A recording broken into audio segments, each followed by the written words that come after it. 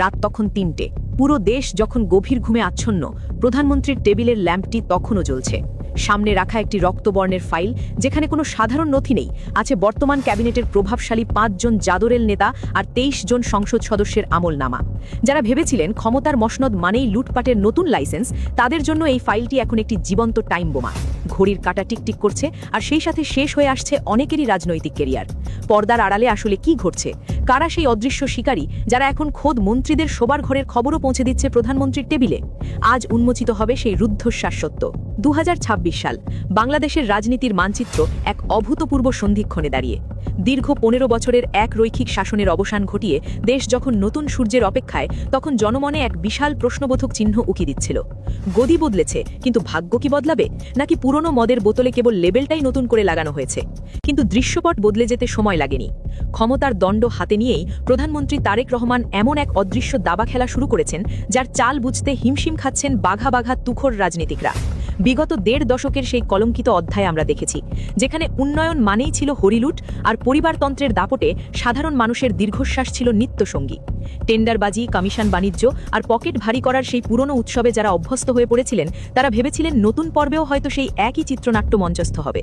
কিন্তু তাদের সেই দিবাস্বপ্ন এখন এক ভয়াবহ দুঃস্বপ্নে রূপ নিয়েছে। যারা ভেবেছিলেন সাদা পায়জামা পাঞ্জাবির আড়ালে নিজেদের কুৎসিত দুর্নীতি ঢেকে রাখবেন, তাদের বুক এখন দুরু দুরু কাঁপছে।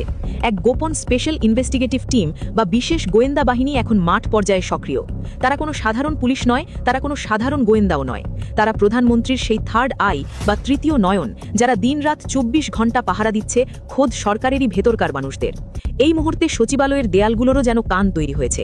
কার রুমে কোন দালাল ঢুকছে, কার ব্যাংক অ্যাকাউন্টে বিদেশি ডলারের ঘ্রাণ পাওয়া যাচ্ছে, সবই এখন ডিজিটাল নথিতে বন্দী। যখন এই প্রতিবেদনটি আপনি দেখছেন, তখন হয়তো কোনো এক মন্ত্রীর দরজায় কড়া নাড়ছে সেই অমোঘ সত্যের খাম। সম্মানিত দর্শক, ক্ষমতার অন্ধকার অলিন্দে চলা এই রুদ্ধশ্বাস লড়াইয়ের প্রতিটি গোপন তথ্য সবার আগে পেতে আমাদের চ্যানেল নিউজ বিডি লাইভ এখনই সাবস্ক্রাইব করে বেল আইকনটি চেপে রাখুন।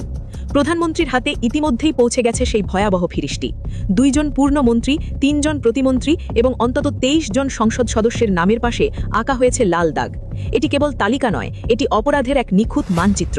এরা কারা? এরা তারা যারা ভেবেছিলেন ক্ষমতার উত্তাপে পিঠ ঠেকিয়ে আবারও সেই কমিশন বাণিজ্যের সিন্ডিকেট গড়ে তুলবেন।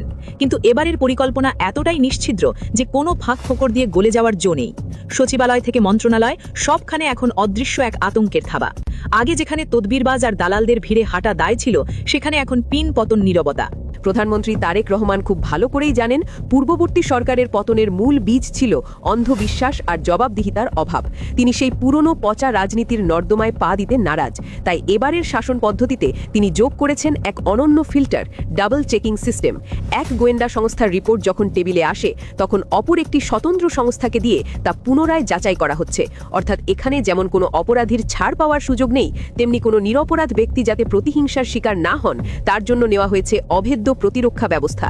এই স্পেশাল টিমের সদস্যরা এখন শুধু রাজপথেই নেই, তারা মিশে আছেন সচিবালয়ের ফাইলে, ক্যাফেটেরিয়ার আড্ডায়, এমনকি প্রভাবশালীদের ব্যক্তিগত বৈঠকেও।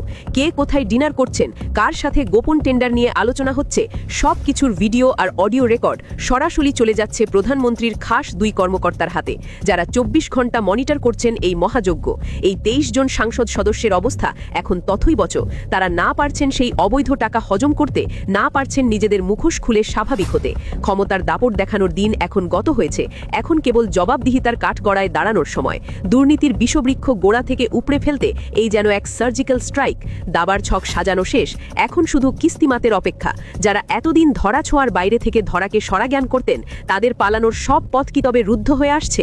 মুখোশধারী এই ভদ্রবেশীদের শেষ গন্তব্য কি তবে কারাগারের অন্ধকার প্রকোষ্ঠ, নাকি জনসমক্ষে তাদের আসল চেহারা উন্মোচিত হওয়াই হবে সবচাইতে বড় শাস্তি? ক্ষমতার করিডোরগুলো দেখতে আগের মতোই আছে, কিন্তু এর ভেতরের বাতাস এখন বদলে গেছে। আগে যেখানে টাকার ঝনঝনানি আর তকদিরবাজদের অট্টহাসি শোনা যেত, সেখানে এখন কেবল এক হিমশীতয় নীরবতা। সচিবালয়ের প্রতিটি ইটের দেয়াল যেন এখন গোয়েন্দাদের হয়ে কথা বলছে। যারা ভেবেছিলেন লবিং আর ডিল করার পুরনো স্টাইল বজায় রাখবেন, তারা এখন বুঝতে পারছেন তাদের প্রতিটি নিঃশ্বাস এখন রেকর্ড হচ্ছে। প্রধানমন্ত্রী তারেক রহমানের তৈরি করা সেই দুর্ধর্ষ স্পেশাল টিম এখন কেবল কোনো রূপকথা নয়, এটি দুর্নীতিবাজদের জন্য এক জীবন্ত আজরাইল। স্টাইল। এই টিমের সদস্যরা কোনো পরিচিত মুখ নন, তারা হয়তো আপনার পাশের টেবিলে বসে থাকা কোনো সাধারণ পিয়ন কিংবা লিফটের কোণে দাঁড়িয়ে থাকা কোনো গম্ভীর ফাইল বহনকারী। এই ছদ্মবেশী গোয়েন্দা জালের কারণেই আজ তথাকথিত সেই 5 জন প্রভাবশালী মন্ত্রী প্রতিমন্ত্রীর রাতের ঘুম হারাম হয়ে গেছে। সেই 23 জন সাংসদ সদস্য যাদের নাম এখন প্রধানমন্ত্রীর ব্যক্তিগত ডায়েরিতে লাল কালিতে লেখা, তাদের অপরাধ কি ছিল? তদন্তের যে প্রাথমিক রিপোর্টটি আমাদের হাতে এসেছে তা পড়লে আপনার পিলে চমকে যাবে। কেউ কেউ ক্ষমতা পাওয়ার 48 ঘন্টার মধ্যেই পুরনো সিন্ডিকেটগুলোর সাথে গোপন বৈঠকে বসেছিলেন। কেউ আবার ভেবেছিলেন নিজ এলাকার টিআর, কাবিখা আর টেন্ডারের পুরো টাকাটাই নিজের পকেটে পুরবেন। গোয়েন্দাদের এই স্পেশাল টিম প্রযুক্তির এক চরম উৎকর্ষ ব্যবহার করছে। মন্ত্রীদের রুমের সিসিটিভি ক্যামেরাগুলো এখন কেবল ভিডিও ধারণ করে না, এগুলো এখন সরাসরি প্রধানমন্ত্রীর কার্যালয়ের একটি বিশেষ সার্ভারের সাথে যুক্ত। কে কার রুমে কতক্ষণ সময় কাটালেন, কার হাতে ব্রিফকেস ছিল আর কে খালি হাতে বের হলেন, প্রতিটি মুহূর্তের পুঙ্খানুপুঙ্খ তথ্য এখন সংগৃহীত হচ্ছে। সবচেয়ে অবাক করা বিষয় হলো এই নজরদারি থেকে বাদ পড়ছেন না স্বয়ং গোয়েন্দা কর্মকর্তারাও। কারণ প্রধানমন্ত্রী জানেন রক্ষক যখন ভক্ষক হয় তখনই রাষ্ট্রের পতন ঘটে। তাই এক সংস্থার উপর নজর রাখছে অন্য সংস্থা। দুর্নীতির এই গোলকধাঁধা পালানোর কোনো সুড়ঙ্গ আর অবশিষ্ট নেই। সচিবালয়ের ভেতরে আগে এক বিশেষ শ্রেণীর মানুষ বাস করত, যাদের পরিচয় ছিল তদবিরবাজ। ফাইল আটকে রাখা আর টাকার বিনিময়ে তা ছাড়িয়ে আনাই ছিল তাদের মূল পেশা। কিন্তু বর্তমান প্রধানমন্ত্রীর নির্দেশ ছিল পরিষ্কার, এই দালাল চক্রকে চিরতরে সমূলে উৎপাটন করতে হবে। ইতিমধ্যেই এমন এক ডিজিটাল ডেটাবেস তৈরি করা হয়েছে যেখানে প্রত্যেক মন্ত্রী ও প্রতিমন্ত্রীর রুমে আসা যাওয়া করা ব্যক্তিদের পূর্ণাঙ্গ জীবন বৃত্তান্ত মজুদ আছে।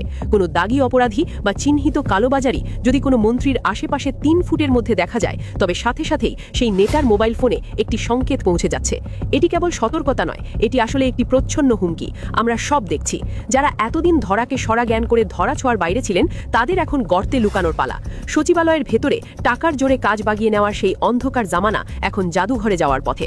পুরো ব্যবস্থাটি এখন এমনভাবে অটোমেশন করা হয়েছে যে কোনো নেতা চাইলেও একক সিদ্ধান্তে কোনো বড় টেন্ডার কাউকে পাইয়ে দিতে পারছেন না।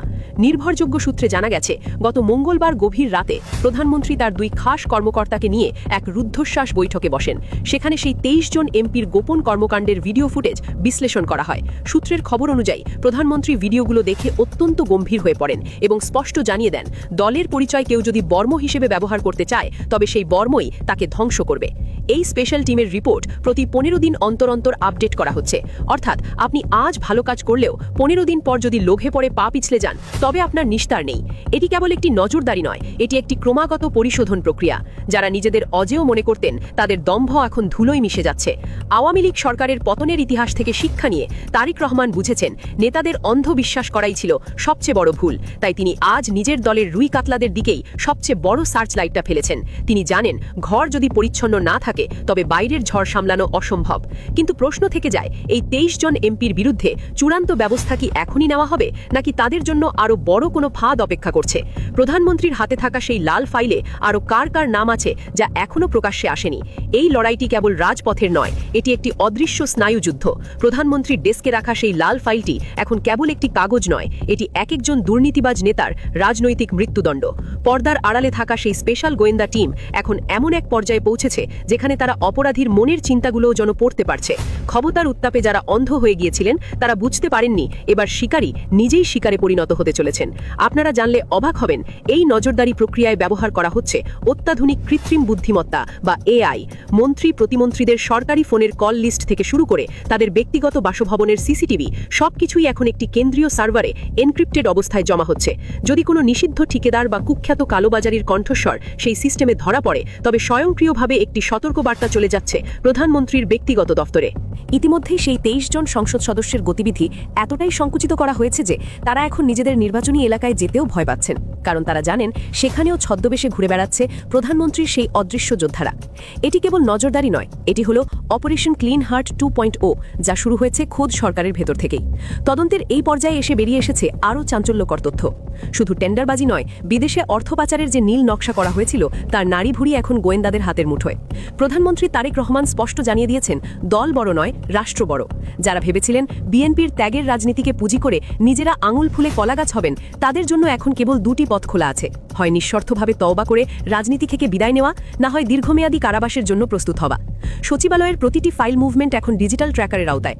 আগে যেখানে একটি সইয়ের জন্য লাখ টাকার লেনদেন হতো, সেখানে এখন কর্মকর্তারা কলম ধরতেও ভয় পাচ্ছেন, কারণ সেই কলমের প্রতিটি আঁচড় এখন অডিট করা হচ্ছে।